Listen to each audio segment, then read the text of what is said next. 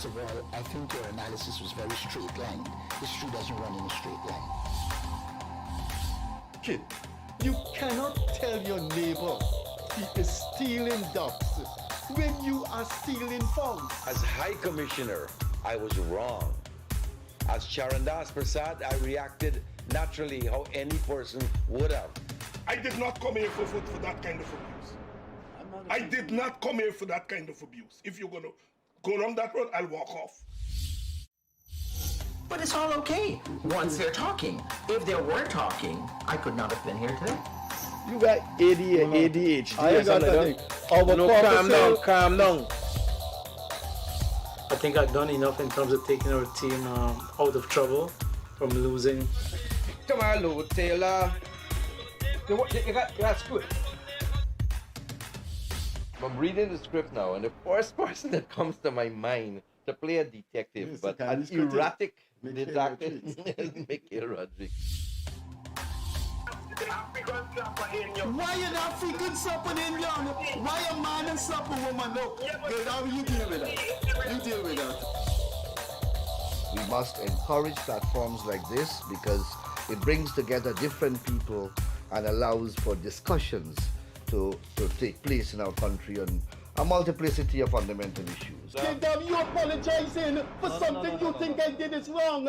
I don't want you to do that, and you should not have done that.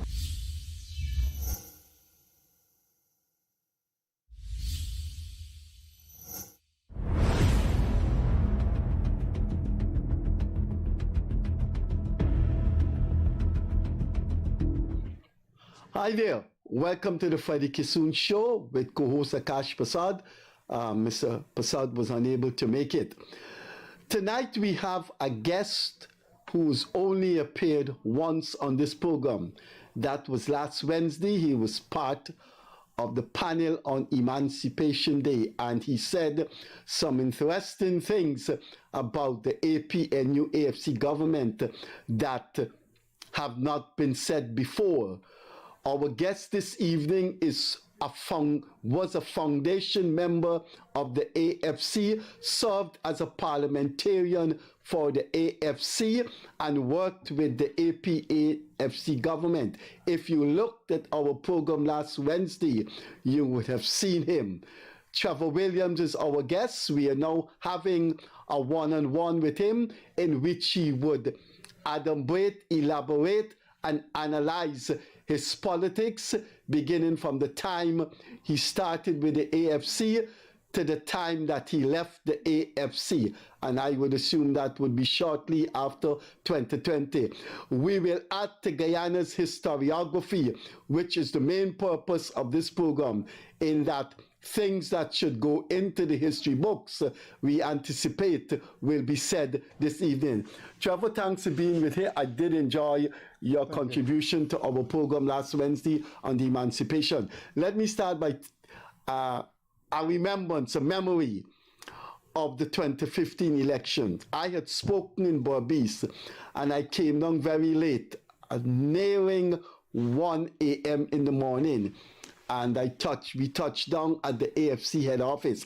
I don't know if you could remember this, but at that time, nearing 1 in the morning, you had a tent in your hand and you were entering the car. And I said to you, where are you going? And you said, up the Berbice River, the campaign the next morning. And when I thought about that, I have raised this question on this program with all of the AFC people who have appeared in this program, except David Patterson said he would not like it to be raised on the program. And he would not grant the interview if that is raised. And that's the issue when the AFC was assigning ministerial portfolios. In that room, some AFC leaders called a lady. For the past 2 years, we've mentioned this in this program. I have not named the lady because I don't want to get sued. It's for people who've been in the room that evening to name her. Michael Carrington has not named her. Odwin Rutherford chose not to name her. Virginia Besessa chose not to name her. Leonard Queck chose not to name her. But I'm assuming you were in that room when the AFC was sharing out, assigning their ministerial portfolios. And they called this woman and offered her the Minister of the Environment. And a number of people were overlooked. And I know you were overlooked. You were marketing manager for one of the marketing managers for Digicel. You have a university degree in international relations. How could that have happened, Trevor? Well, Freddie, good evening and thank you, and good evening to our viewers. Just for one point of correction, I was senior sales executive, business sales executive at Digicel, not quite the portfolio of marketing manager, but of course, marketing and some amount of managing on a day-to-day basis. But yes, I was working with the company at a point in time. I would have completed my first degree in university in international affairs and work in several other local companies. Well, it's interesting that all of the guests so far has withheld. I think maybe they don't want no legal problem. If the lady says, look, if the lady doubt that, I don't know how that could be libelous. But I have not named them in none of my columns. I don't think I'd want to experiment with whether it's liable or not, but indeed I was there. But it speaks to a larger problem. That was just a moment in time, but it speaks to a larger problem. And the problem was this, that there was always a criticism that the AFC was more or less born out of a middle class and upper middle class personnel who more or less had full control of leadership of the party. And that didn't come without relationships. It didn't come without history. And so, again, when you have thousands of people on the ground and youngsters and foot soldiers, etc., when the time for decision making and what you might say pie cutting and giving out opportunities, you find people like those often revert to their small enclave. And I think that was one of the biggest criticism of the party. I believe you can recall as early as 05, 06, there was a woman called Gumati Singh, was it? Yeah. And you remember the incident. Yeah. And that was she was a overlooked. precursor. She was promised. That was a precursor. So it was like a Gumati affair happening all over again. Only this time it was a different situation where folks got together in a room and decided that this will do. When Gumati found out she was overlooked for parliament, all hell broke loose. And Gumati was a founding member, a deserving soldier. Gumati had earned her spot and she had done her work, and she had the support of probably one half or more of the party. But I think that event you're referring to is a Gumati situation all over again. And that didn't just happen once or twice. It repeated itself in many instances. It happened in the regions, it happened centrally, and probably in the overseas chapters, I guess. I'm not too sure on that. But we were no stranger to those kinds of conflict. Because again, when the primary criticism is that you're middle class, you're elitist, you're aloof, that's the problem you're gonna have. And that was always the problem, integrating the guys on the ground, the hardworking, much sweating, persevering soldiers to bring them up to leadership level. And that has been a struggle that has been on full display. Trevor, I taught you at UG, and I know you were a very competent student, and I know you have an analytical mind. And for Guyana's historiography this evening, and for the benefit of researchers who will write on that period where the AFC became a lightning rod. Trevor, analytically, and this may be a long answer, but I'm sure our viewers will accept that within the length contains a lot of historical material. Trevor, where did the AFC go wrong? I campaigned with the AFC, I campaigned with you, I spoke on it. People embraced the AFC. It was like not even the United Force in the 60s. The United Force was a narrow third party supporting the commercial Portuguese. In this case, the AFC had national embrace, and it went badly wrong, Trevor. Spend some time telling us. I've asked all the former AFC people who sat in that chair, where did it go wrong? Well, I'm glad you asked that question, Freddie, and I'm also glad that you realize that it can be a lengthy answer, and I will try to, be brief, but yet as much accurate. Now, again, I have to go back to my earlier point where the primary criticism of the AFC was that it was middle class in nature, notwithstanding the national embrace. Now, there's something I always remember that I think most people don't, is that the AFC itself did not document nor record the true amount of members it had. It was overwhelmed by the aspirations of young Guyanese. There were thousands of people who joined the party, and the party did not record or operate its inventory. So people came and left, and you only knew that they left because you knew them. Okay? There were thousands of people from the University of Guyana, hundreds, there were GTI, there were all these people across coming, and then you had a couple of people operating in a little space with what would be considered very small interests. So here you had third party, third force, small group, trying to take in the swelling that would be associated with large parties. You will expect that kind of swelling going to the PNC and the PPP, who of course had the party infrastructure. They had the groups, they had the systems, the AFC didn't. And because the leadership was so overwhelmed with the immediate interests of what was happening, there was no infrastructure for party work to establish. So somebody could have come on in February and left in October, and they have never even met the leaders. They have never even been acknowledged because they were always fighting on the strings. They were always there trying to get involved, but then there was no infrastructure to do it. There was no program to take in these people, and I could call probably hundreds of names of people who came out, brought their children to register. You have people bringing their cars, making donations. But again, when you have this small concentration of power among 5 and 6 people, and then between the head and the shoulder, the neck is almost non-existent, you're going to have trouble accounting for and probably placing people within the system to function and to operate as an established political organization.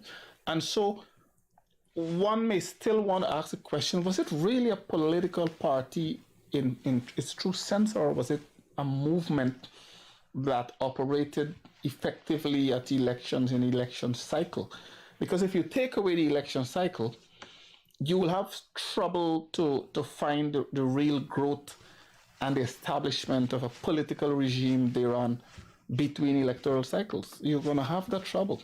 And you're going to see the same people, the same few people overstretched and overworked in trying to have continuity when that gap should have been filled by people who would have come in, because when that amount of people come in, you need to have training, political preparation for the participation.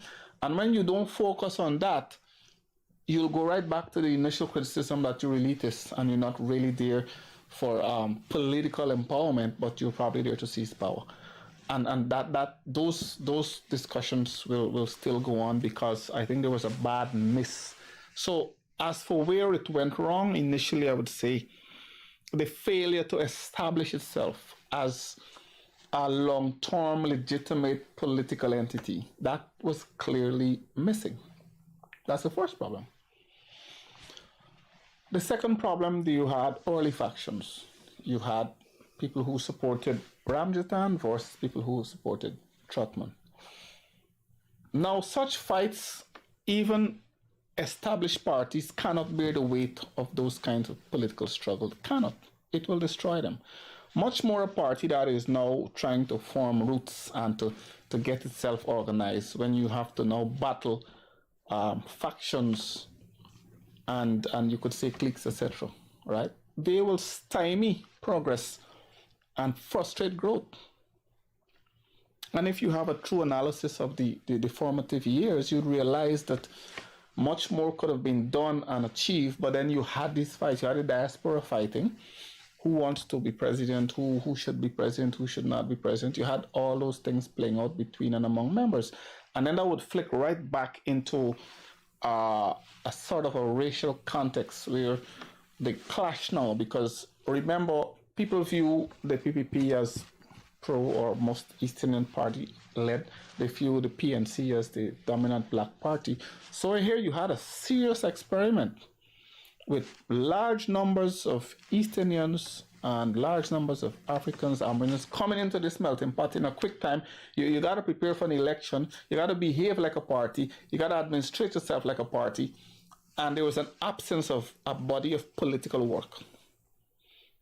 You were in the media, you were at the functions, you were flying, you were attending, you were doing press conferences, but there was a body of political work that was missing to cement and regiment your political stability. That's one of the problems. And if you check everything that flowed, it flowed out of that, more or less, the failure to really regiment and establish yourself as a strong political entity. And one may ask, what was the ideology of the party?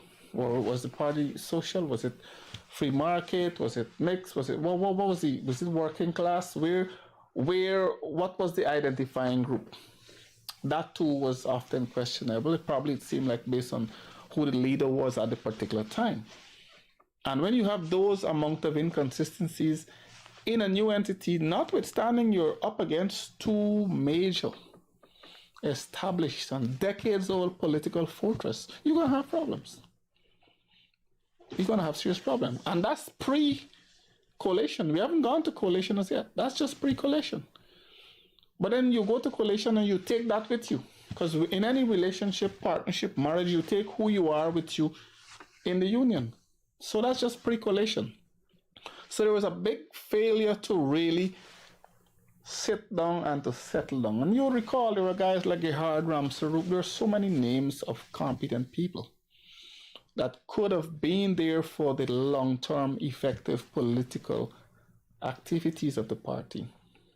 But they disappeared. They came off the map for different Yeah, I know. And they all spoke to me about... Exactly. They all spoke to me about the nature of the elite leadership. When you hemorrhage that amount of blood, how do you come out of the hospital? When you lose what is most important to you in political life is your ability to keep and to maintain a healthy activism, political action. When that goes out the window, you find you're left with a name, and you're probably left with aspirations and your ambition, and then the rest comes. So I believe fundamentally that failure to hold on to an ideology and then ingrain yourself in society that, look, the focus shouldn't be we got to win the next election or we got to get into parliament or we got to hold balance of power, but really become a political institution. Because if you're doing it for the long term, you're going to do that. And that there was an absence. Some people were no show for many years, senior leaders, no show.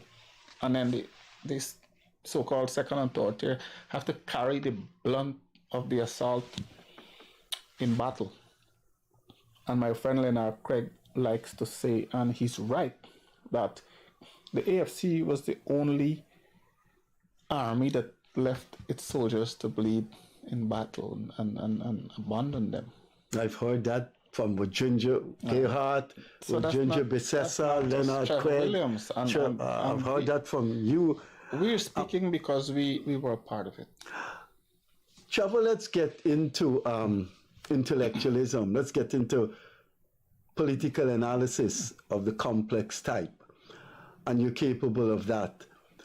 So this mesmerizing party, this party that people thought was leaving the two Leviathans behind, that now drive a wedge between the two Leviathans. this party came to power, and not the Guyanese people, not the region, but the whole world who knew about Guyana said to itself, what the hell is happening here? This was a mediocre, uninspiring exercise of power by a party that the Guyanese people wanted to change Guyana. What happened there? Wow. Was it power intoxication? Was it fear of confronting the PNC? What the hell happened there?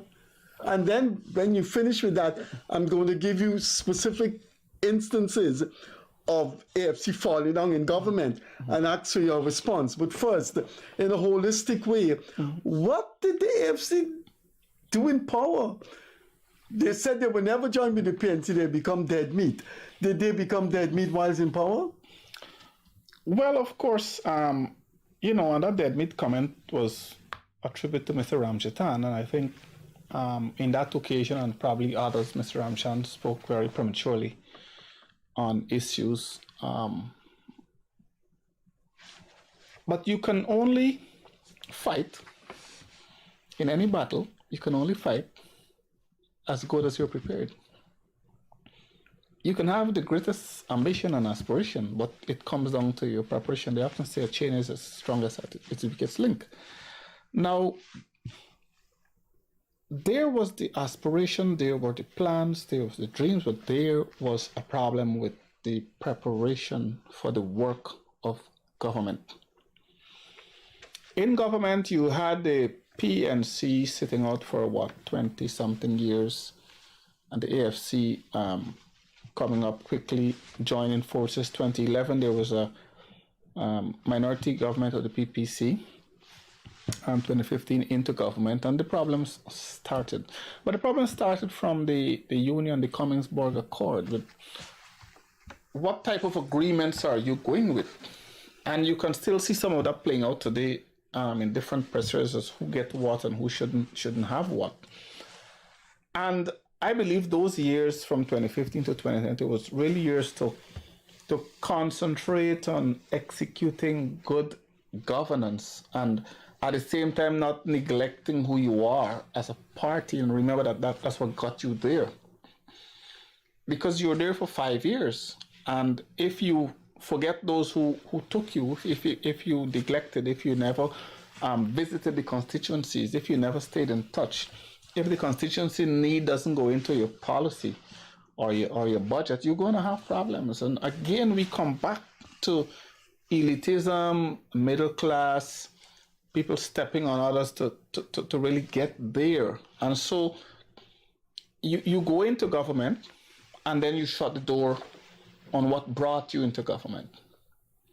And you only realize that it lasts for time. After a period of time, you'll be out of there. You have to continue political groundwork and party building and committing yourself to people at all times. But then there was a rancid affair at the top with Moses Nagamotu, David Granger, the leadership of the party. We know where the Constitution places a prime minister in the context of Guyana's politics, don't we? We know. And clearly Moses Nagamotu was held back from playing his rightful role for whatever fears they were, whether they were fears of trust, mistrust, racial history, whatever they were. The AFC did not get its fair play at the top of the ticket. Right? The AFC was locked out from many decisions. All right, now let's jump to one of the issues. When the estates were closed, most people in the AFC learned it by looking at television. Okay? Most people learned that the sugar estates, right? And we could go into that. Those were the people votes they got in 2015. Learned that and that was one thing that angered Charandas to an extent. Yeah, very much. Right? But most people learned that this decision was taken without consultation, without discussion to prepare and engage sugar workers over time. Look, this is what the government is thinking, and let's see what are the last resorts on the table, right? Those are major major missteps. Okay? From a parliamentary agenda, right?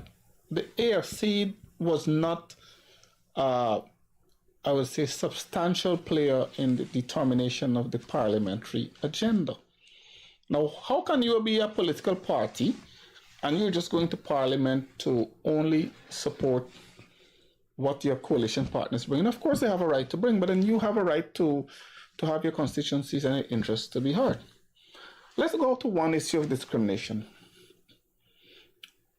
Nigel Hughes, and I think I can call his name here responsibly, and I can be corrected, but I believe it was Nigel Hughes who assisted Michael Carrington to draft the amendment to the for marijuana, talking about marijuana. Because of course I was bringing that up, but go ahead. There's a large, disproportionate takeover of the prisons by black inmates, and between 18 and 35. Precisely. Everyone knows the story. But when Carrington, an AFC backbencher, brought legislation to the parliament, the APNU shuts it down. Why? Because AFC and Nigel Hughes shouldn't shine. Okay? So what happened? The country suffered. The youths suffered because party wranglings had killed good legislation. But soon after, what Basil Williams did, he goes to the Rasta men, says he has consultation. Just be careful, right? He's a lawyer, right? Okay. I don't want him to sue. Just keep it political. Right. It was published. So far, it's political. Right. Yeah. It was published that the AG had consultations with the Rastafarian community. Right? It was published, and there was photographed, I believe, in the Chronicle, that the AG had consultations with the Rastafarian community in keeping with the government's obligation or promise to visit and pilot legislation in relation to marijuana possession and use, etc. Okay? So that was out there. I think it was carried in the Guyana Chronicle. But what I'm saying, the AFC felt very, very wounded at that point, because here was a man on the ground, MP Carrington, a ground soldier, taking a big step towards getting legislation passed. Now, again, when you have those type of battles and conflicts, it is going to affect trust between parties, and trust among politicians is a serious issue in today's politics. People like to say coalitions don't last. Coalitions don't last, coalitions don't last. I understand the background to that. But I believe if you put the interests of people first and put people over party, I think coalitions will go further. They will go longer, and they will achieve more. So you're attempting governance of a multi-ethnic, plural society, multi-religious, etc., a parliament that is very dynamic in its composition, parties that are very dynamic to a large extent, the AFC, the PPPC, and to a less extent the APNU AFC, the APNU PNC. But here we have a plurality of interests to govern, and you have these parties coming together to hopefully bring the best for Guyana forward. When you have conflicts of those nature, it's going to fall apart. It will fall apart. It will not survive. And brave men has got to swallow their pride and bite their tongues and decide what are they going to do. Now, in the meantime, don't forget, Freddie, there's another dynamic here. Your supporters are watching you. Your constituents are asking questions. They want you to be frank and straight with them. Are we getting our fair share of the pie in terms of opportunity to govern? Is it okay? Are my leaders being accepted? Are they given the place they're supposed? People ask you questions. People are, they're intelligent, they're keyed on, they watch what is happening. So it's not just happening in a vacuum. It has a direct relationship on what kind of support, what kind of financial support you get from constituencies. How do you get people to sign forms to be members again and again and so on? Those kinds of issues. And a lot was swept under the carpet, under the rug, as if though, we can just continue. You were part of the management committee?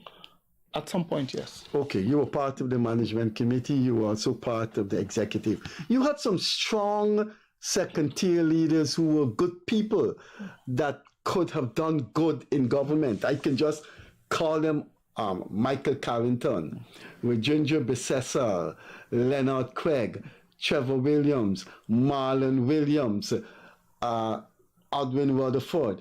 There's so many of you guys who I know that I campaigned with and saw what you did. And I was wondering, where were you guys? I always ask Bissessar Carrington this. Carrington has been a personal friend of mine long before we ever dreamed of being in politics. I always ask all of you, what were you doing when the AFC was going astray? For example, you know what Edwin Rutherford told me, and I think he said it on this program. The AFC came into power, he's an AFC parliamentarian. His street was terrible. His street had more holes than a grater. And he said his detractors used to pass and say, yeah, they're in power now, watch the street, watch the street. We are doing in power, watch the street, watch your own street, man. And he said he went to Patterson and told Patterson, look, I am the MP for Linden, you got to repair this street. It's damaging my credibility as a... And he said Patterson just brushed him aside. And I want to know, when these things were happening to the second tier leadership, what were you guys doing? Take, for example, yourself. The AFC got into power and I heard, Trevor, forgive me. I respect you, I taught you, but I don't have any other way of putting it over. When I heard that you were the coordinator for the athletic track in Lenovo, I think I contacted you, I think I said to Camille, what the hell is going on there? You worked with Digicel, you have a degree in international relations, you work with a number of commercial companies. You never excelled in the track and field.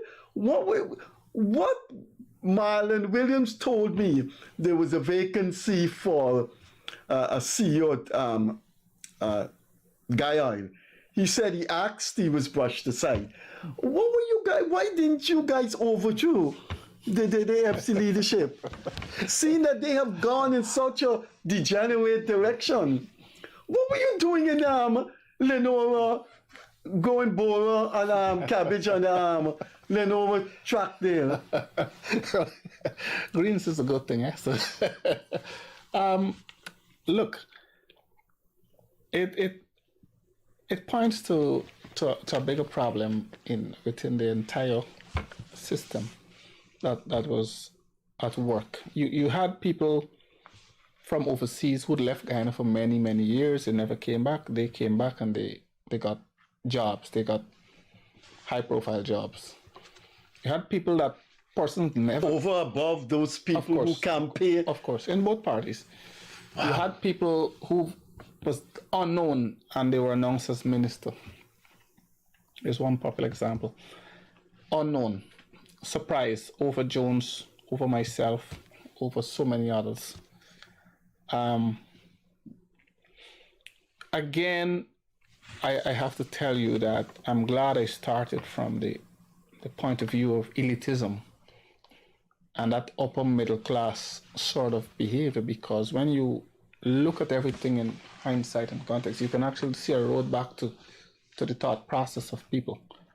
So you had people who were good enough to nail flags, to carry water, to cook, to volunteer, to lose nights of sleep, to leave their children, to drive all over Guyana, to campaign, to carry the message on the manifestos. And at post-election, they were pushed aside, abandoned, forgotten. Okay? It's moral degeneracy. It's not political insanity. It's worse than that. It was. It was. That's the extent of what the total behavior was like. But coming back to, well, again, for appointments, you had people making calls and making appointments. So when someone think that, okay, Freddie Kissoon is going to be the minister within the Ministry of Local Government, oh, you thought so? Somebody else already made decisions. And I came back to mentioning, I mentioned the last program with Dr. Roach was a clear example, who was appointed to be head of sports commission. And man said, all I did was run for high school, and I think I ran for Guyana as a youth, and I don't know what. Nobody called me. Nobody said anything. So that's just one. There are quite a lot more. I think members can relate to that. In the Wednesday program, you did talk about Dr. Roach being appointed to this position that he didn't know about. For the sake of the history book, can you name some more? I know you have to box. Yeah, well, I'll have to, because they're right on the sports commission. I remember there were a few guys and they didn't last. There was, well, I was in charge of Durban Park, and I had a boss I never saw on the work site. And it's only when the elections were over in 2020, then I knew the man was my boss. Okay. That's when I knew the man had a document. So you never had a meeting with him? No. He never called you and said, Mr. Williams, a delegation will be coming from Antigua to look at the place. Please make sure Mr. Smith facilitate them. I'll be in touch with you tomorrow. That's when I knew there was a portfolio and a designation categorized above mine. I mean, I was the operations manager for the track and field center with oversight responsibility for Durban Park. I had oversight for the maintenance of Durban Park and preparation for events. But I never knew there was a manager above me. I think Anin Nandlal brought it out in a subsequent missive in some reflections after elections. He pointed out in his presentation how many people who held what positions and so on. So the issue is, if you're going to be disconnected, don't be involved in politics. If you're going to be untruthful to your constituencies and you just know that you want to capture power, you want to get as a parliamentarian, you want to be a minister, then this is not for you. Politics is not for people like that. And time will throw up your ambitions. Time is going to tell who you are, because this is a very, very, fair portfolio, meaning people are going to see you, they're going to feel you, they're going to know if you're there. We have, when you have ministers driving through communities, with your windows up all the time, your AC's on, you don't stop to say hi to the kids on the street. And in comparison, that's, I think, where Irfan Ali as President, His Excellency, stands out as a person who just goes into about any constituency, any part of Guyana, and makes himself known. Trevor. But I want to tell you this further. There was one, I remember one minister was told to go talk to the fisherman in Barbies. He said, no, me ain't frightened. He said, I'm afraid of them. Well, he's the minister. Let's continue. Trevor, I thought something happened to the psyche of the AFC. I've been around a long time. I'm what you call a dinosaur in Guyanese politics. I've never seen these things in the PNC, PPP, WPA. Something went wrong psychically with the AFC.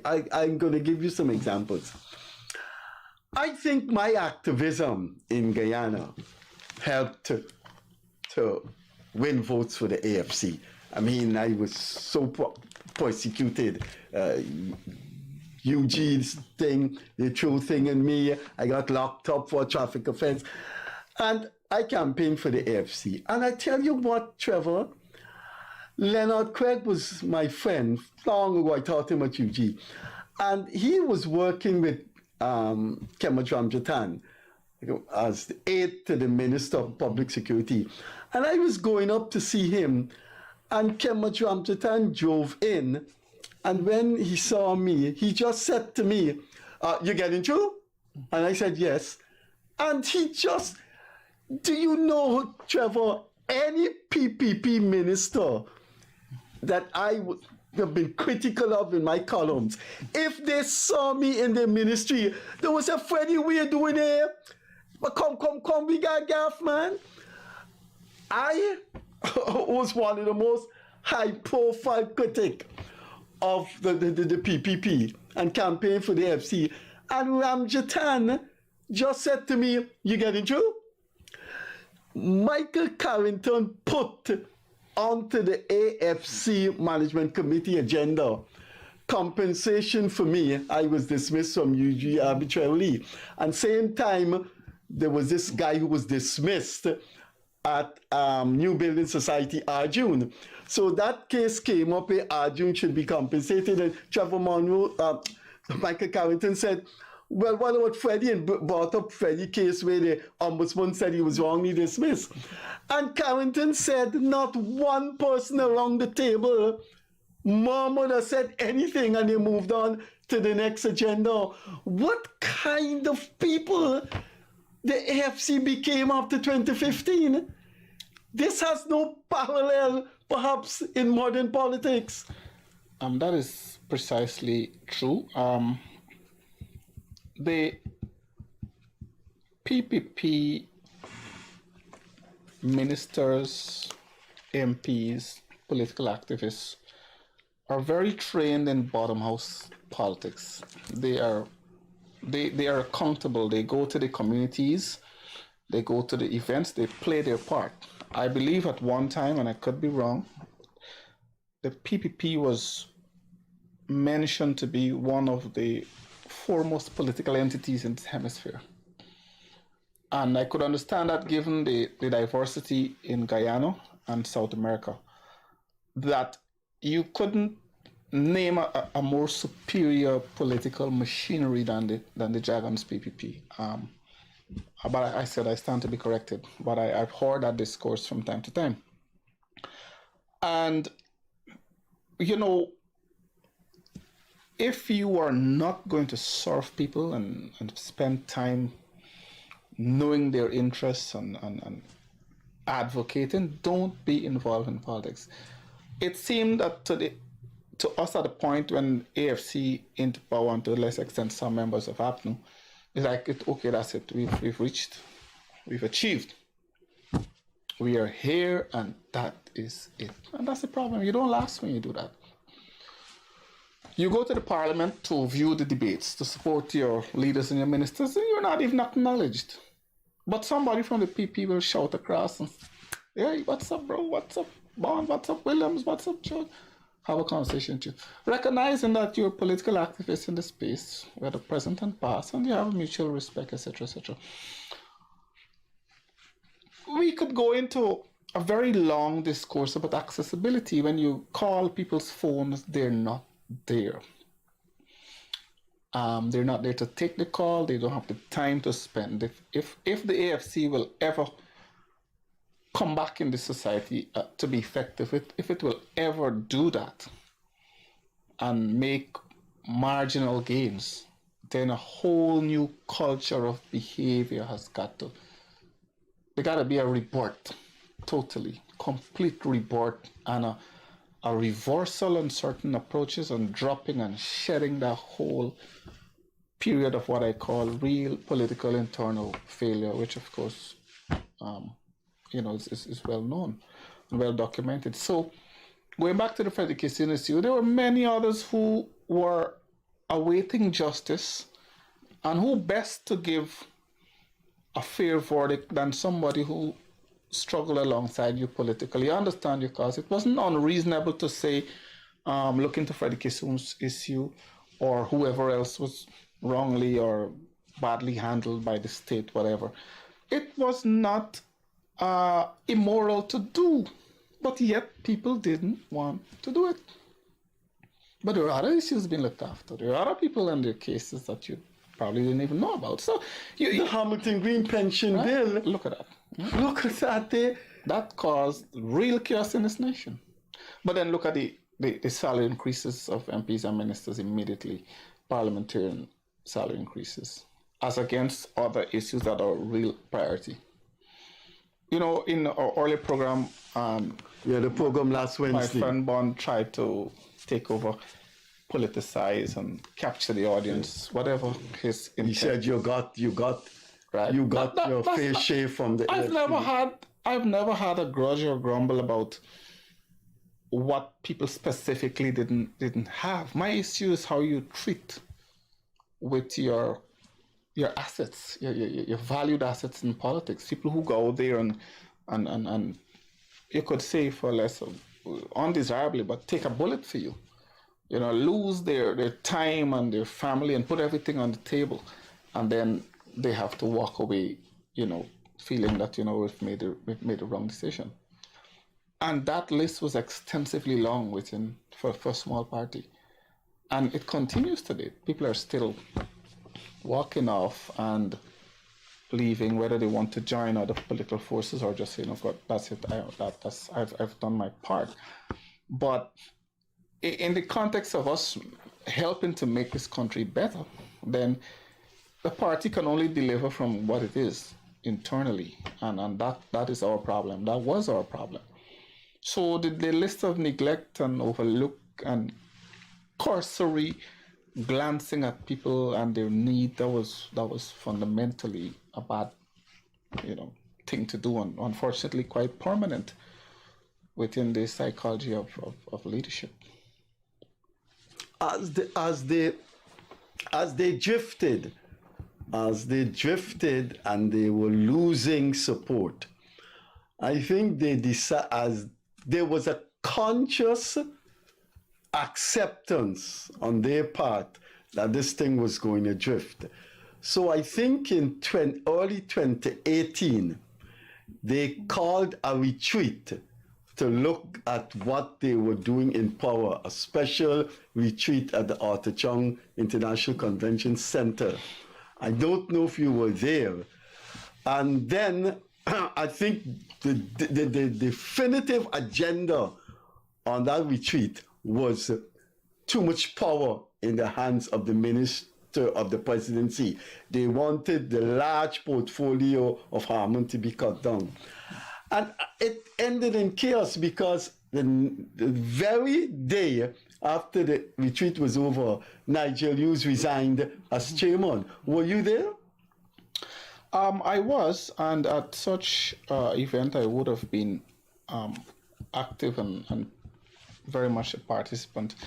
I cannot recall step by step the detail, but I do recall that retreat with those concerns. But nothing happened after that. Nigel Hughes resigned, and the AFC remained what it was, behave exactly the same way in government.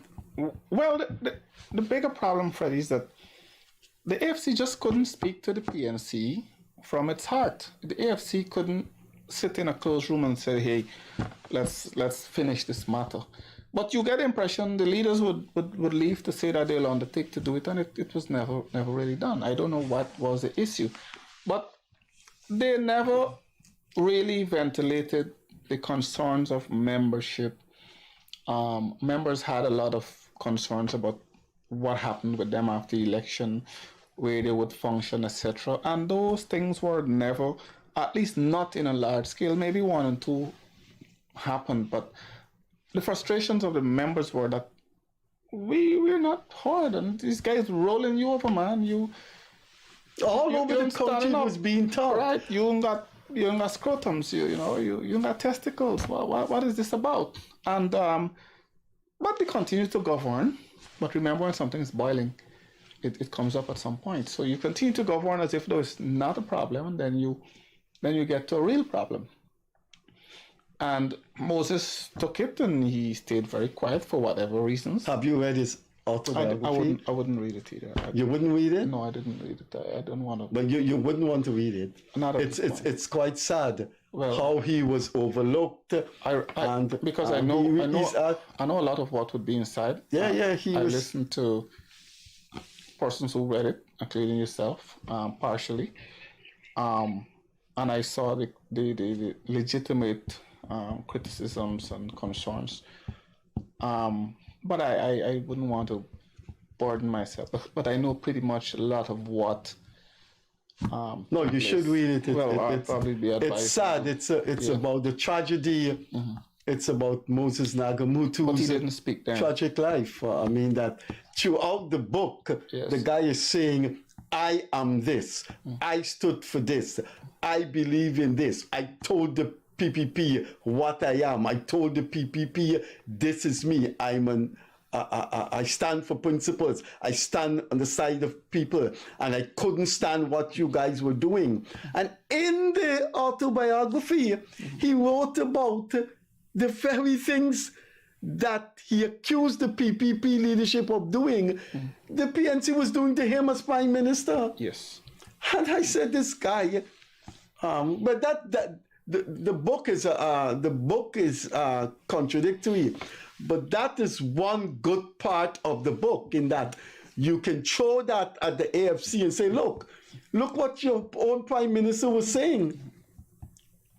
Precisely. It was no secret the kind of pains and problems with the relations in government, the surprises, the sleight of hand plays, the neglect, the shunning, the I want to discuss publicly. I know she can't sue for libel because there's no damage to her character. But I want to bring out something about Cathy Hughes and you. And I am going to bring it out, even though after I have brought it out, you would have said, after we leave the interview, maybe you should have done that. But I thought what she did to you don't exist in the real world. People just don't behave like that in the leadership of political parties. It's surreal, it's incredible, it's unbelievable, it doesn't happen. I think I do my research. I've been in journalism for 35 years. You were in charge of, because of your job, you were in charge of these big equipments to go here and to go there for sporting purposes. And I think Minister of Health Valder Lawrence contacted you for some help with either a tractor or some big equipment. And you had agreed. And you called Cathy Hughes to ask her for Minister Valder Lawrence's cell number. And she said, I can't give you a minister's number. And that was her colleague in the executive of the AFC and in the management committee, and somebody who was a former parliamentarian and somebody in the second tier leadership. And I thought when she said that, that time, I could never regain any respect for Cathy Hughes. I mean, your colleagues asked you for a cell number for a minister. No PPP or PNC minister would have done that. That is correct. It was. I don't think I've said anything libelous. It was very shocking. And you have agreed now, so I have a witness. But I did call her and ask for Valder's number. I believe it was a morning time. And she did say to me, I can't give you the number, the minister's number. I'm like, just imagine a foundation member who works, but at the time, who's in charge of Durban Park. Executive, right? You're an executive.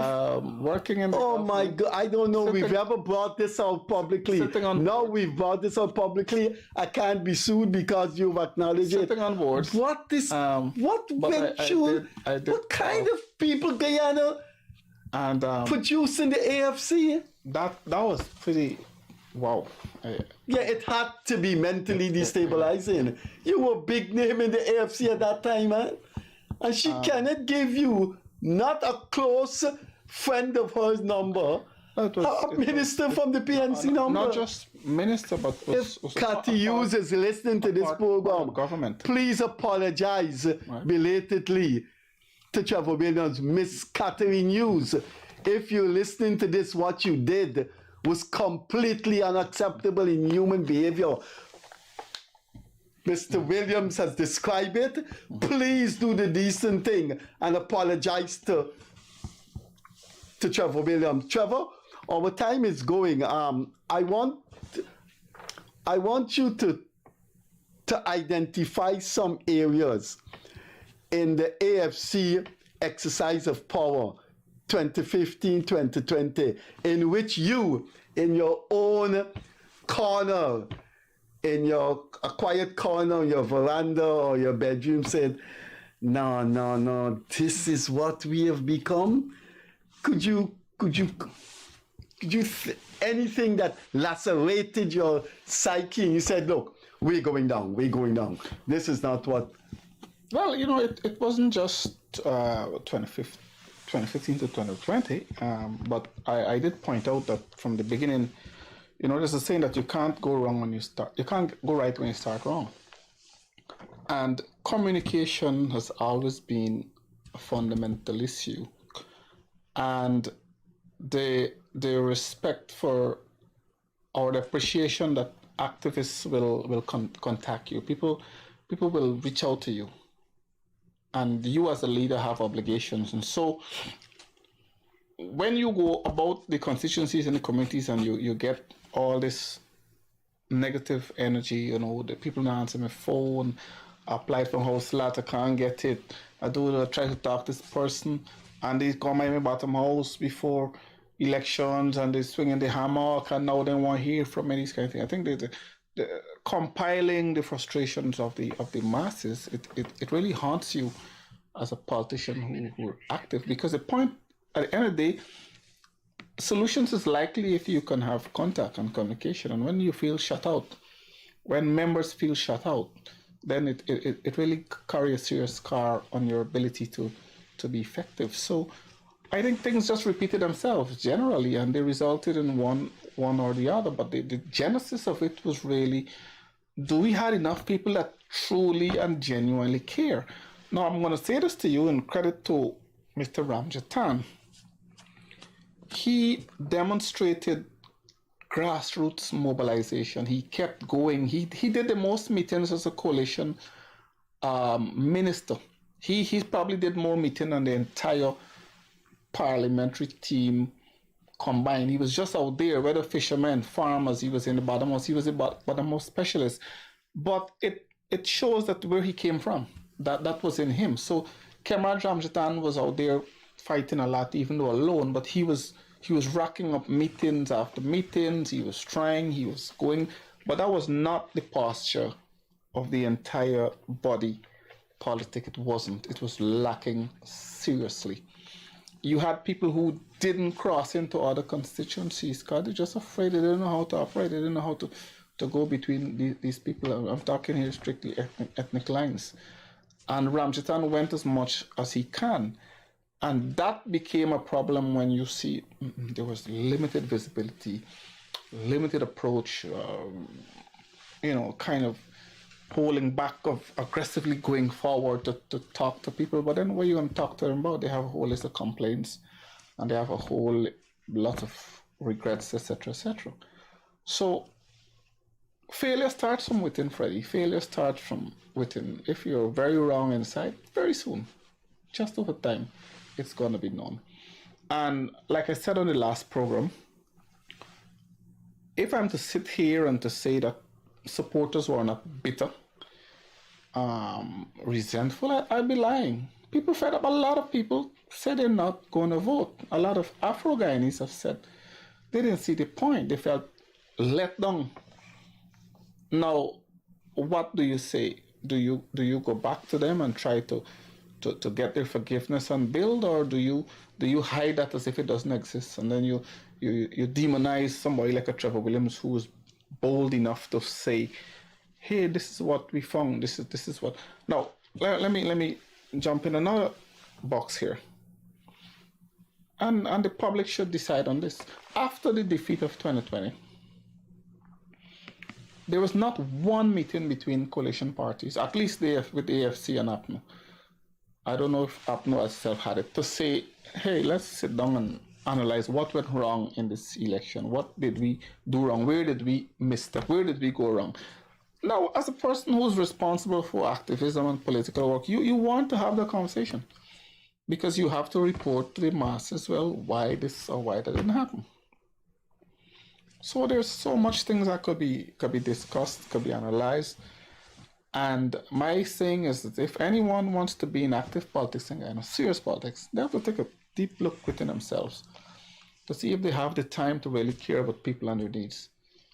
And the resource within themselves to be true to themselves and offer it. I think the AFC has fallen off the moral ladder, severely hurt. I want to ask you with something personally. You were the factor in this drama. Before Trotman was appointed from the WPA, Desmond Trotman was appointed to GCOM commissioner. The tradition was always 2 PNC to the commission and 1 from the smaller parties. So now you had APNU and the smaller party was AFC, and a vacancy arose in GCOM from the ruling party side. So the PNC had their 2 commissioners, Robert Corbyn's brother and Vincent Alexander, and the general feeling was that it would go to the small party. And AFC said, well, look, you got 2 PNC, you got two APNU commissioner. Let AFC get a commissioner in GCOM. And your name was nominated, and Granger rejected that and appointed Desmond Trotman. I mean,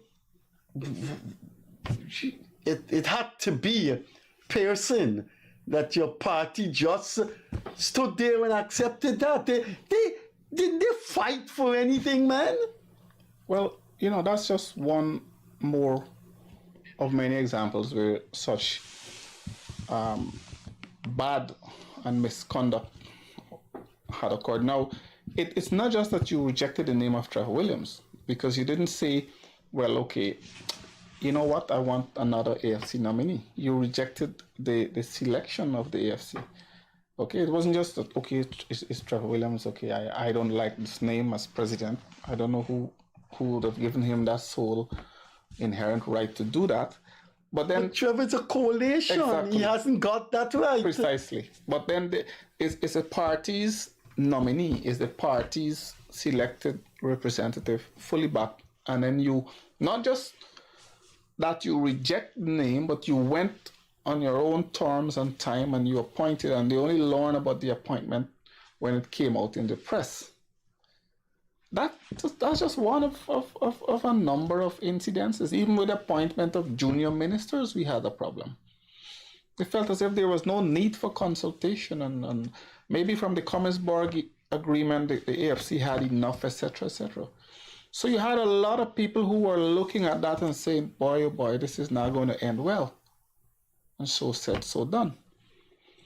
Okay, so that was the very heavy-handed autocratic approach of making decisions for a coalition, and you're unilaterally doing that. The operators have signaled our time has come. I want to ask you one thing quickly. I've asked Aldwin Rutherford, he said the name wasn't presented. Carrington said he don't think when he attended the meeting they introduced the man. But in February 2020, the president, Mr. Granger, presented a white man to a gathering of APNU AFC at his home, well, his public home, State House. And that man made a presentation about the shape of the elections. Were you there, and could you remember his name? I was there, but I cannot recall the name. But I was there. It was an event for activists, leading activists. Nobody can. But that is being kept a secret. But Trevor, our time has come. Would you sit down in another 2 weeks with with Ginger Besessar and Leonard Craig and discuss the future of third parties? Of course. As I will contact all three of you in 2 weeks' time. Let's look at the Niger Youth leadership, where the AFC is going, what is the future of ANUG, what is the future of the PNC, what is political parties' domain like as we creep into 2025. Would you join the other two and let's discuss most that? certainly, I'd be willing to be a part of the discussion and offer my opinions. Right. Certainly. Trevor, thanks for being here. I'm looking forward in the next 2 weeks to seeing you. Thank you very much. Our guest has been former AFC parliamentarian, former foundation member of the AFC, and he served in the APNU AFC government. He was an executive of the AFC and a member of the management committee right up to the 2020 election. Mr. Trevor Williams was our guest. We had him last Wednesday as part of a three-man panel looking at the politics, the culture, the political economy, and the future of African Guyanese. We will have him in 2 weeks' time sharing a panel looking at the future of the AFC under Nigeria's leadership and the future of third parties. We will see you in next episode. As I normally say, catch you later, man. Bye-bye.